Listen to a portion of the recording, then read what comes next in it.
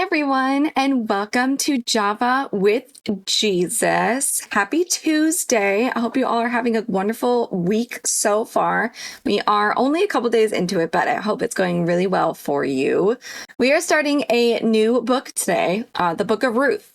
And we are also finishing a new book today, and that would be the Book of Ruth. Book of Ruth is only 4 chapters long, and we are reading all of them today for episode 54 of Java with Jesus. So she's a short book, but also it's 4 chapters. So I'm not going to lollygag. We're just going to get right into it. I have never read the Book of Ruth before, so I'm really excited to read this book today. Episode 54, Vision that Improves with Age. When you're immersed in a problem, it can be difficult to see exactly what to do. But afterward, when you look back on the situation, you can see it all perfectly and the solution seems obvious. You can see what you couldn't see before. As the saying goes, hindsight is 20/20. The Book of Ruth has that rare quality of showing us how the past has affected today. How could Naomi have seen, while feeling the pain of her bitter losses, that her future would hold more than 10 times the good? She couldn't. She could only trust God, and that's a crucial lesson to learn. You will find many other lessons in this book: selflessness, praying honestly, gaining a good reputation, taking advice, and trusting God to bring the good out of tragedy. Oh, the good out of tragedy. We've seen that the last few days, haven't we? Ruth 1. Naomi widowed. Now it came about in the days when the judges governed that there was a famine in the land. And a certain man of Bethlehem in Judah went to sojourn in the land of Moab with his wife and his 2 sons. The name of the man was Elimelech, and the name of his wife Naomi. And the names of his 2 sons were Mahlon and Chilion, Ephrathites of Bethlehem in Judah. Now they entered the land of Moab and remained there. Then Elimelech, Naomi's husband, died, and she was left with her 2 sons. They took for themselves Moabite women as wives. The name of the one was Orpah, and the name of the other Ruth, and they lived there about 10 years. Then both Mahlon and Chilion also died, and the woman was bereft of her 2 children and her husband. Then she arose with her daughters-in-law that she might return from the land of Moab, for she had heard in the land of Moab that the Lord had visited his people and giving them food. So she departed from the place where she was, and her 2 daughters-in-law with her, and they went on the way to return to the land of Judah. And Naomi said to her 2 daughters-in-law, "Go, return each of you to her mother's house. May the Lord deal kindly with you as you have dealt with the dead and with me. May the Lord grant that you may find rest, each in the house of her husband." Then she kissed them, and they lifted up their voices and wept. And they said to her, "No, but we will surely return with you to your people." But Naomi said, "Return, my daughters. Why should you go with me? Have I yet sons in my womb that they may be your husbands? Return, my daughters. Go, for I am too old to have a husband. If I said I have hope, if I should even have a husband tonight and also bear sons, would you therefore wait until they were grown? Would you therefore refrain from marrying? No, my daughters, for it is harder for me than for you, for the hand of the Lord has gone forth against me." And they lifted up their voices and wept again. And Orpah kissed her mother-in-law, but Ruth clung to her. Then she said, "Behold, your sister-in-law has gone back to her people and her gods. Return after your sister-in-law." But Ruth said, "Do not urge me to leave you or turn back from following you. For where you go, I will go, and where you lodge, I will lodge. Your people shall be my people, and your God, my God. Where you die, I will die, and there I will be buried. Thus may the Lord do to me, and worse, if anything but death parts you and me." When she saw that she was determined to go with her, she said no more to her. So they both went until they came to Bethlehem. And when they had come to Bethlehem, all the city was stirred because of them. And the women said, "Is this Naomi?" She said to them, "Do not call me Naomi. Call me Mara, for the Almighty has dealt very bitterly with me. I went out full, but the Lord has brought me back empty. Why do you call me Naomi, since the Lord has witnessed against me, and the Almighty has afflicted me?" So Naomi returned, and with her Roab the Moabitess, her daughter-in-law, who returned from the land of Moab. And they came to Bethlehem at the beginning of barley harvest. Ruth 2. Ruth gleans in Boaz's field. Now Naomi had a kinsman of her husband, a man of great wealth, of the family of Elimelech, whose name was Boaz. And Ruth the Moabitess said to Naomi, "Please let me go to the field and glean among the ears of grain after one in whose sight I might find favor." And she said to her, "Go, my daughter." So she departed and went and gleaned in the field after the reapers. And she happened to come to the portion of the field belonging to Boaz, who was of the family of Elimelech. Now behold, Boaz came from Bethlehem and said to the reapers, "May the Lord be with you." And they said to him, "May the Lord bless you." And Boaz said to his servant who was in charge of the reapers, "Whose young woman is this?" The servant in charge of the reapers replied, "She is the young Moabite woman who returned with Naomi from the land of Moab." And she said, "Please let me glean and gather after the reapers among the sheaves." Thus she came and has remained from the morning until now. She has been sitting in the house for a little while.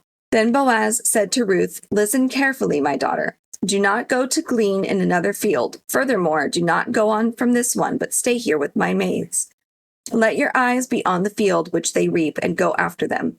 Indeed, I have commanded the servants not to touch you. When you are thirsty, go to the water jars and drink from what the servants draw." Then she fell on her face, bowing to the ground, and said to him, "Why have I found favor in your sight that you should take notice of me, since I am a foreigner?" Boaz replied to her, "All that you have done for your mother-in-law after the death of your husband has been fully reported to me, and how you left your father and your mother and the land of your birth, and came to a people that you did not previously know. May the Lord reward your work, and your wages be full from the Lord, the God of Israel, under whose wings you have come to seek refuge." Then she said, "I have found favor in your sight, my lord, for you have comforted me, and indeed have spoken kindly to your maidservant, though I am not like one of your maidservants." At mealtime, Boaz said to her, "Come here, that you may eat of the bread and dip your piece of bread in the vinegar." So she sat beside the reapers, and he served her roasted grain, and she ate and was satisfied and had some left. When she rose to glean, Boaz commanded his servant, saying, "Let her glean even among the sheaves, and do not insult her. Also you shall purposely pull out for her some grain from the bundles and leave it that she may glean, and do not rebuke her." So she gleaned in the field until evening. Then she beat out what she had gleaned, and it was about an ephah of barley. She took it up and went into the city, and her mother-in-law saw what she had gleaned. She also took it out and gave Naomi what she had left after she was satisfied. Her mother-in-law then said to her, "Where did you glean today, and where did you work? May he who took notice of you be blessed."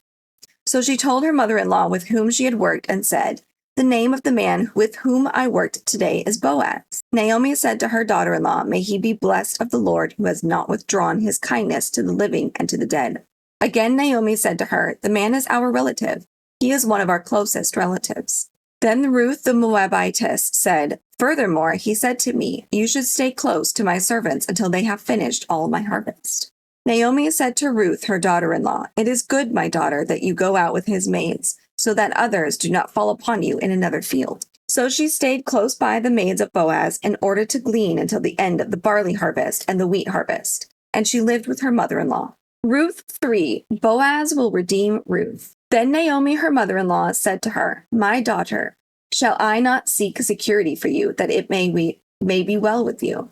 Now, is not Boaz our kinsman with whose maids you were? Behold, he winnows barley at the threshing floor tonight. Wash yourself there and anoint yourself and put on your best clothes and go down to the threshing floor, but do not make yourself known to the man until he has finished eating and drinking. It shall be when he lies down that you shall notice the place where he lies, and you shall go and uncover his feet and lie down. Then he will tell you what you shall do." She said to her, "All that you say I will do." So she went down to the threshing floor and did according to all that her mother-in-law had commanded her. When Boaz had eaten and drunk and his heart was merry, he went to lie down at the end of the heap of grain, and she came secretly and uncovered his feet and lay down. It happened in the middle of the night that the man was startled and bent forward, and behold, a woman was lying at his feet. He said, "Who are you?" And she said, "I am Ruth, your maid.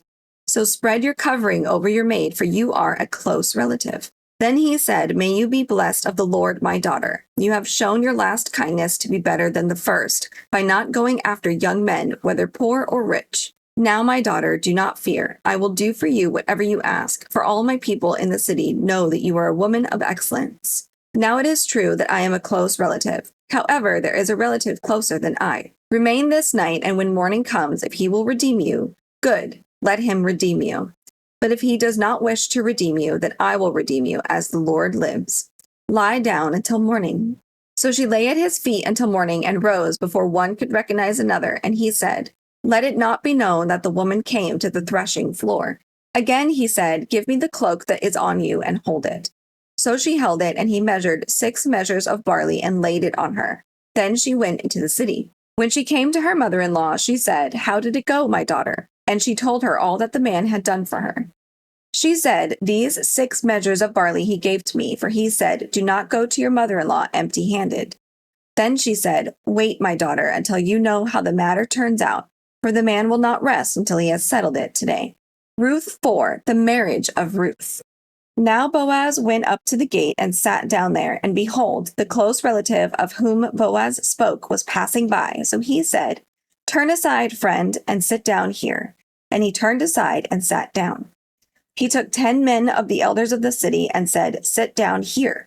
So they sat down. Then he said to the closest relative, "Naomi, who has come back from the land of Moab, has to sell the piece of land which belonged to our brother Elimelech. So I thought to inform you, saying, buy it before those who are sitting here and before the elders of my people. If you will redeem it, but if not, tell me that I may know, for there is no one but you to redeem it, and I am after you." And he said, "I will redeem it." Then Boaz said, "On the day you buy the field from the hand of Naomi, you must also acquire Ruth the Moabitess, the widow of the deceased, in order to raise up the name of the deceased on his inheritance." The closest relative said, "I cannot redeem it for myself because I would jeopardize my own inheritance. Redeem it for yourself. You may have my right of redemption, for I cannot redeem it." Now this was the custom in former times in Israel concerning the redemption and the exchange of land to confirm any matter. A man removed his sandal and gave it to another, and this was the manner of attestation in Israel. If only it was that easy now. The closest relative said to Boaz, "Buy it for yourself," and he removed his sandal. Then Boaz said to the elders and all the people, "You are witnesses today that I have bought from the hand of Naomi all that belonged to Elimelech and all that belonged to Chilion and Mahlon. Moreover, I have acquired Ruth the Moabitess, the widow of Mahlon, to be my wife in order to raise up the name of the deceased on his inheritance, so that the name of the deceased will not be cut off from his brothers or from the court of his birthplace. You are witnesses today." All the people who were in the court and the elders said, "We are witnesses. May the Lord make the woman who is coming into your home like Rachel and Leah, both of whom built the house of Israel, and may you achieve wealth in Ephrathah and become famous in Bethlehem. Moreover, may your house be like the house of Perez, whom Tamar bore to Judah, through the offspring which the Lord will give you by this young woman." So Boaz took Ruth, and she became his wife, and he went into her. And the Lord enabled her to conceive, and she gave birth to a son. Then the women said to Naomi, "Blessed is the Lord who has not left you without a redeemer today, and may his name become famous in Israel.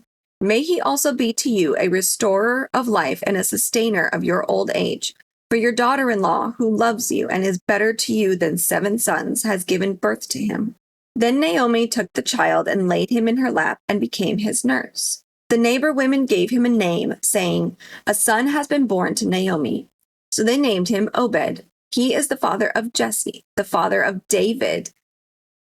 David's line is here.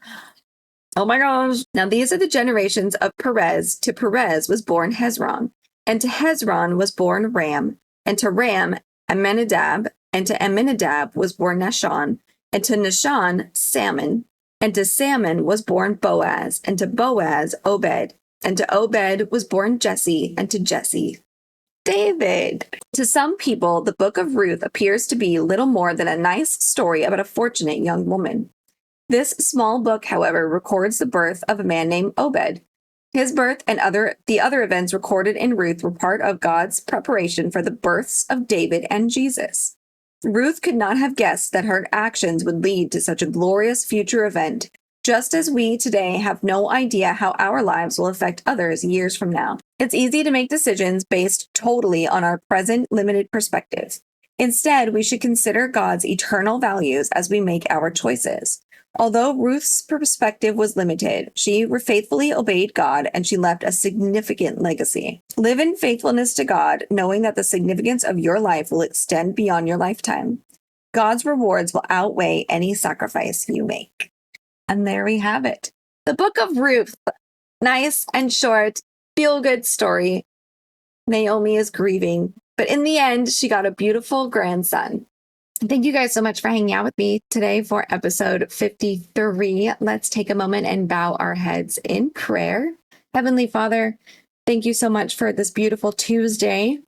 I ask and pray today that you watch over everybody on their way to work. Please make sure that they arrive safely to their destinations and are protected by your hand throughout the day from the normal dangers of everyday life. God, I pray today that our hearts stay resolved and in our faithfulness to you. God, I pray that even though we may not know what our futures hold, we stand fast in your faithfulness and we stand fast in our devotion to you, God. Thank you so much, God, for everything that you have done for us, all the blessings that we have, even through the hard times, even through tragedy, even through stresses of our everyday lives. God, I pray that you keep our hearts strong in our faithfulness to you while we go through these hard times and stresses. In Jesus' name, amen. Thank you guys once again for hanging out, and I will see you all tomorrow. God bless you all and be safe out there.